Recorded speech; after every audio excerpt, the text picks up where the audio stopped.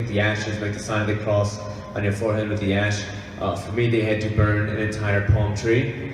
Nice big head. Ash Wednesday. Yeah. But I blame my parents for my Jewish looks. They're great. They're still in love. All that. My dad just figured out group like email and text. He'll email me every other day. So he finds Groupon deals. Sent one to me the other day for a 2-hour limo rental. Like, where the hell am I gonna go for 2 hours in a limo, right? Have the worst bachelor party ever, party of one. Relive homecoming and prom, party of one, 4 years in a row. What am I gonna do? Show up to ex-girlfriends, be like, look at me, what's up? Looks like I'm doing just good enough to rent a limo for 2 hours, right? Now who's the loser? Oh, me, okay. Another kid, when I was younger, I grew up in Australia, and we'd come here in the winter, and it'd be really cold, and my mom gave us those wool pants. You know the wool pants you could wear all day, kept you warm and comfortable? We didn't get those. We got the type if you moved an inch, they itched the hell out of your legs. Age 10, middle of January, saw a homeless man. I'm like, here sir, have some wool pants. He's like, that's okay. Those will get you. I'll take frostbite. That's my mom, like, she's a big warrior. I went to LA last year. I went last August. I went to pitch a script, do some shows. And my mom's freaking out because her idea of LA is 1990s news media. That's her only reference. And she's worried I'm going to run into riots, gangs, O.J. Simpson. And she's like, Adam, when you're out there at a bar, make sure you put your hand over your drink so no one puts anything in it. I'm like, Mom, here's the thing. First of all, I am not a 21-year-old hot chick, okay? And second, there's not a bunch of guys hanging out in LA going, you know who we're gonna roofie tonight? Woody Allen. Like, he's not gonna get that Jew home with us, make him do our taxes. My parents are big history buffs. I've got into history because of them, and I've got a huge interest to it. And I invited them down to the Cincinnati Museum here for the Leonardo da Vinci exhibit. The Da Vinci, did you guys catch that? Da Vinci exhibit? It was really, really cool. Amazingly, he painted Mona Lisa by number by color. And but my mom, we walk in, and my mom's just like, she's like, the colors are so bright and beautiful. I'm like, I know. She's like, the descriptions are so incredible and just, they're really on. I'm like, I know, Mom. And I go, we've got to leave the food court. The exhibit's downstairs. Like, we gotta. But my mom is at the age now where she will Pinterest and quilt. That's all she does, Pinterest and quilt. And she saw this one family on Pinterest that had, everyone wore the same color shirt. That's it, everyone wore the same color shirt. And so we went to Disney last year, and she decided, we're all gonna wear the same color. We all wore orange. It looked like family on a leave stay at the federal prison. Like, we looked, and we fit the part, no one was smiling. They looked pretty unhappy. But I was, being the youngest of three, I got a lot of hand-me-down clothes. Anybody get that?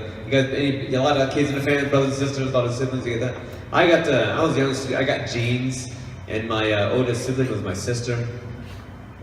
Yeah, it was hard to play kickball, but at least, I looked pretty good in bedazzled skinny jeans. Like, I looked, what's that, a unicorn on your ass? I'll take it. Also, my mom's name is Danuta. It's a Polish name, and I loved getting mail for her when I was a kid, because companies always misspell her first name. Instead of spelling it, name is Danuta, instead of spelling D-A-N-U-T-A, right on the back, right on the envelope, they wrote D-E space N-U-T-S. Yeah, I walk home with mail every day. I'm like, hey Mom, guess who's getting junk mail today? Dave's nuts! What? Yeah, it's terrible. I was a good kid. Good kid. Let's jump to some other stuff. Because I'm taking up a lot of time already. My wife, I got married in July in Dominican Republic. My wife's Puerto Rican. And so, she works at Procter & Gamble, way smarter than me, obviously better looking than me, and she comes home, tries to make me jealous of guys she works with, and she goes, the other day she comes home, she's like, Adam, I'm working next to a guy who looks like a Ken doll, are you worried? Are you jealous? I'm like, no, if he's anything like the Ken doll, he'll have no genitals, nothing, smooth, sploosh, nothing. But I went to the gynecologist a couple weeks ago. I had nothing to do. I went with my wife. I was like there for support. You must be really bored. I was really bored. It was Monday. I had nothing else to do, right? I'm a comic. I have nothing to do during the day. And so I went to the gynecologist, hung out in the lobby, and every woman that walked in kind of treated me the same. Like, they walked in, they were shocked, then they sat away from me and ignored me the whole time. It really reminded me of high school. Like, it really brought back 2 days of women just ignoring me. And like high school was always like, I got the senior pictures. Everybody get the senior, remember senior pictures back in high school? I got those. I think it's like one step above the glamour shots. But the senior picture I got, okay, I got 3 of them. I had to get them, like everyone had to get them. One, I was standing next to a car. The second one, I was in an alley, leaned up against a brick wall. And the third photo, I was holding my violin. And now I look at it, it was like a homeless gypsy in '98. Like, what the hell is going on in my life in high school? What the hell is wrong with me? If it was like, and senior pictures lie about who you really are. If it's really an honest senior picture, it would have been me in my bedroom playing video games with a half-eat large pizza. It would have been titled Every Weekend Night. That would have been an honest picture. I went to Puerto Rico for Christmas with my wife, went to see a family and hang out in the beautiful weather. And I came back early to do a corporate gig. And I flew to Philadelphia. And I get there, my flight to Cincinnati is canceled. And I call, and I'm standing in line, and this German kid, he's like 6'2", 20-some years old, gets in line behind me. He's like, "Excuse me, sir, is the flight to Cincinnati canceled?" I go, "No, I like to stand in lines for fun. This is fun. I love it. This is it." And I felt bad for him, helped him out, got his ticket changed along with mine to Lexington, and then we got a rental car. I told my wife what we're doing, and she goes, "All right, well, have a safe flight." Okay? She knew the whole situation. We get to Lexington, I drop him off here in Cincinnati, go home, I call her, I go, "Alice, I made it safe." She goes, "You could have got murdered, right?" Like, really? Like, that information could have been helpful before I got on the flight to Lexington. Thank you very much. And that brings it back to high school. Again, high school, I talk about that. Like, in high school, there were voting, okay? Remember in your senior year, people voted most successful, most popular. Well, the captain of the football team was voted most likely to be successful. The captain of the cheerleading team was voted most popular. And I, which I didn't know this was a category till the day I got my yearbook, was voted most gullible, right? Nice thing to have, nice going away gift for me. And it does tell you the truth on who you really are, because that's how people perceive you as a person, perceive you. For example, the guy who was captain of the football team, voted most successful. He's in federal prison for dealing drugs. Really successful. The captain of the cheerleading squad, she sent 10 kids with 9 different guys. She's really popular, really popular. And me, I guess being voted most gullible, I guess I'm most likely to believe anyone's story, and I'm most likely to get stabbed by a Puerto Rican or a German stranger. So it's a lot of work for that joke, I think. A lot of work for one story. My wife was like, "We gotta have kids, hurry up, because they're gonna turn out like you if you don't have them soon." Like, thanks. And I think kids are great, except for the time I dropped the baby. It's okay, 5-second rule, picked it up, dusted it off. And kids are great. Like, I wrote a kid's book. It's titled The Adventures of My Crazy Uncle Adam, and it's about my nephew and how he believes I'm a pet dinosaur. And we go to Mars and drive cars, and we climb mountains and drink out of fountains. And he was really excited when I got it for him for his 23rd birthday. He's not very smart. And a guy comes up there at the show in Milwaukee, goes, "Adam, you wrote a kid's book?" I'm like, "Yeah." He goes, "Do you have any kids?" I go, "No." He's like, "Well, what the hell do you know about kids?" I go, "Well, I know enough not to have them." Because my sister, she's got 4 kids and everything's sticky and the van is completely trashed all the time. It's like she's hanging out with a perpetual frat party. Like, it is disgusting. It's sad. But when I was a kid, being a kid is rough. Like, when I was a kid, I was terrible at sports, as you couldn't tell, right? Terrible at sports. And in 4th grade, I played basketball. And I went to the foul line in one game, went to the foul line 12 times in a row. Not because I was aggressive, not because I was going for a layup. It's because I was so short that every time they reached for the ball, it's considered over the top. So I went to the foul line 12 times, and I missed every single shot. That's 24 shots in a row, unguarded, like, not making anything. So I was terrible at basketball. But you know what I was really good at when I was a kid? Decorating for the holidays, like Halloween, Thanksgiving, Christmas. My dad came up to me one time at Christmas. He's like, "Shouldn't you be practicing your foul shots?" I was like, "No, someone's got to make sure the manger scene's ready for Santa and Jesus, And crazy thing, that night, Jesus came to me in a dream, told me to start practicing my foul shots because I'm making Jewish people look bad. That's not those religious jokes. Always easy on the ears. It's just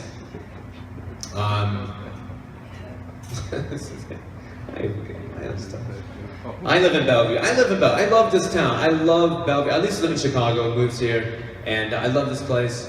But part of Bellevue is no one takes care of the kids. You notice this? Like my street, the kids are running around throwing garbage. keying cars, like, it's disrespectful. And someone had the audacity of putting up adopt the street signs. It's like, you know what, take care of your damn kids before you adopt streets. Right? And my kids in my neighborhood, I was sitting on my front porch having a beer, and these 5 white kids walk by. You know, the type that think they're black? They walk by, they call me the N-word. Right? I was shocked and surprised and a little saddened because our education system in Kentucky has not taught the true colors of white and black. Like, I am not black. These guys got everything messed up. So, yeah. But my wife's like, when we have kids, you gotta take them to Disney World, and I do not like Disney World. Anybody ever been to Disney World? You guys ever been there? It's terrible, isn't it? It's just, kids think it's magical because they think, you ride the rides, you eat the food, you stay in the hotel. You don't think you pay for anything. They think it's magical. They have no concept of money. We went down there. We did a dinner in a different theme park each night. The second night we were there, we did dinner in downtown Disney. I've never been to downtown Disney. I just imagined it was a rougher part of Disney World. Like Grumpy the slumlord and Seasons on cocaine, Ariel's a prostitute. Did you know Pinocchio, his father was Jewish, because let's face it, he was too cheap to buy himself a real son. Right? I'm okay, I can do that joke. I'm a fake Jew. I'm a fake Jew. And then Disney makes moves that gives kids false hopes, like Little Mermaid teaches girls that if you have no legs, you're gonna get the hot guy. And Beauty and the Beast teaches boys that if you have massive body hair and a horrible temper, you're gonna get the hot chick. And Society of 7 Dwarfs teaches girls that if you live with 7 guys, no one's gonna think you're a whore. My wife's friend just had a baby, and this was 2 weeks, we went over to see it. They wanted me to hold the baby, and I did not want to hold the baby because I don't want to be the guy who drops a 2-week-old and be that guy known for dropping babies. Like, I do not want to be that guy. And brought me back to my nephew. Like, I was holding my nephew, brought me back like I'm an uncle and a godfather, felt really proud. And then my sister's yelling at me about something, how it's really weird. He's in high school, she put him down. And weird Thanksgiving, it was awkward. Awkward Thanksgiving. But I would be a good dad. I bought my nephews and nieces around Christmas time last year 5 boxes of candy cigarettes. 5 boxes. I know, pretty sweet, right? No pun intended, pretty sweet. And people want to get them outlawed, which is the dumbest thing, right? What's the biggest fear? Like, these parents buy these kids candy cigarettes, they're going to be hooked, they're going to start chain eating candy cigarettes. Maybe they want to go for a quick fix, have the Pop Rocks. Maybe they had a big day of coloring in 2nd grade, have a laid-back night with a Mary Jane candy bar. And these parents are completely paranoid because they got that one kid in the son or daughter's class who's got all the money because the parents are loaded. You know this kid, he walks on the playground with the candy necklace, the ring pop. All the kids think he walks on the streets of fruit roll-ups. They all know that kid by one name. They call him the sugar daddy. That's not gonna happen. And these parents are paranoid because they know you just can't quit, right? You can't quit cold turkey, so you relapse. The biggest fear is they come down at 2 in the morning, they walk into the kitchen, they see the kid breaking open pastry sticks, doing lines of sugar off of Monopoly money. That's not gonna happen. I travel. I was in Chicago last weekend, and I'm going to be in Decatur, Illinois this weekend for shows, and I love being on the road, and I had to buy a car that I could rely on, so I bought a Subaru Outback. Not just that, I also wanted to know what it would be like being a 36-year-old lesbian. And I bought this car. It's a fantastic car. I wasn't sure if I was going to buy it when I walked into the dealership. Salesman goes, look at it, this is a $25,000 car, but if you buy it today, we'll make your first month's payment. I'm like, hey, okay. Let's make that first payment $24,000. You got a deal. I also, as a comic, get a lot of time during the day to watch TV, like, in hotel rooms, just watch movies, watch TV. And I got some favorite commercials. One of them is the Tempur-Pedic mattress commercial. Don't ever buy this mattress, because first of all, it's way too expensive. And second, no one can afford sheets. They just sleep on a mattress and that's it. Right? You got the couple, they're on the bed, you got the wife, she's sleeping next to a glass of wine, she's a passed out raging alcoholic. The husband, he's on the side of the bed, jumping up and down the bowling ball, he's humped up on crack cocaine. It's sad. My favorite commercial by far is the Shower Wow commercial. If you've never seen this thing, basically, this is how it goes. Like, if your kids hate showering, you buy them a shower head, you plug it in, and when you turn the water on, bright lights flash and blink. It's like a disco in the bathroom. And I'm thinking this is gotta be the cheapest and fastest way to find out if your kids have epilepsy. Like, this is, it's been 3 hours, they're still in the shower. This is weird. I used to be a teacher before I made a ton of money in doing stand-up, and And so, and to be a teacher, I didn't just teach because I did it for the low pay, I also did it for the disrespect.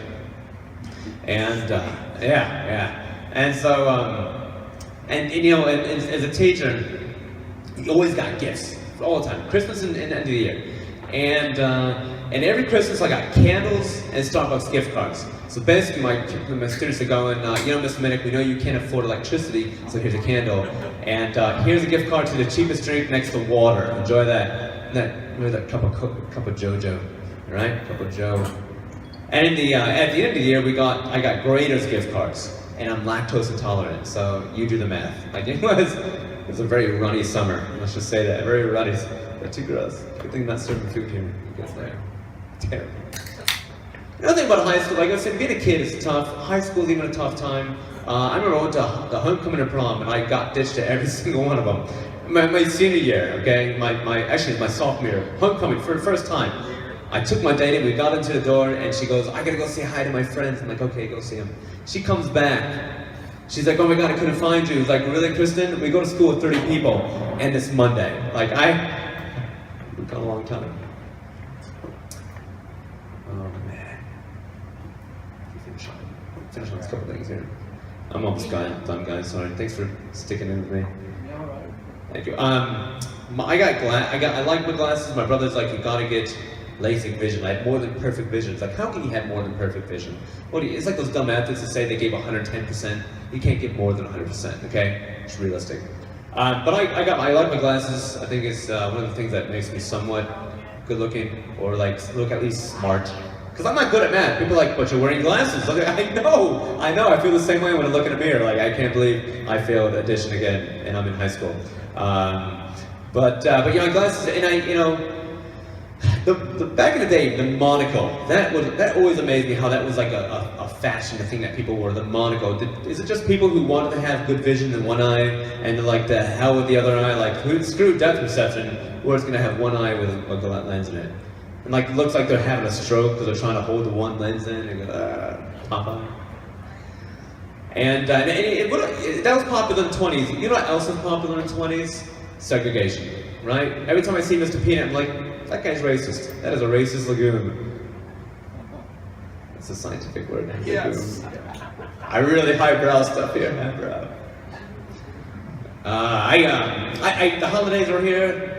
Halloween's coming up. You guys do anything for Halloween? You guys pass out candy here at the bar? So I come here, you got good candy. If I come here, save something. I'm out of town that week. They pass out shots, yeah. Pass out shots. You're Irish. Here's a Guinness shot. There you go. Hey, look. But no, my aunt always regifted everything. Regifted, and it was really annoying. Like every year, she gave me a greeting card. And in this one particular Christmas, she scratched out Happy Birthday on a card she got, and she wrote next to it, Happy Hanukkah, Adam. I was like, I am not Jewish, and this family is killing me. Another worst gift I got was every year for her birthday, she gives a stuffed animal she got at the garage sale. And this one she gave me was just disgusting. And when she handed it to me, I looked really disappointed. And she's like, what's wrong, Adam? You don't like this gift? I'm like, here's the thing, Aunt Carol. This bunny, half its face is missing. It's disgusting. And I'm turning 36 years old. I don't want this. I'm way past that. Worst gift my father ever gave me was a toothbrush from a garage sale. Yeah, disgusting. Paid $1 for it. I go, Aunt Carol, this thing's disgusting. This is used. She goes, no, certified pre-owned. So, one more I'm gonna get out of this. It's a car joke. Like I said, I grew up with a mother that was very completely paranoid and worried all the time, and I naturally would worry because she would worry. I've taught to have anxiety. In 3rd grade, I had anxiety. I was the only kid on Xanax with a receding hairline. Like, I looked so stressed out. I looked like an accountant trying to make deadline. It's like, who's gonna color all the brontosauruses? What's going on? But you guys have been awesome. Thank you so much for listening to me and my shit the whole time. So, thank you guys. Thanks for this place, Miller's Villain, love this place. Let's get some real artists up here.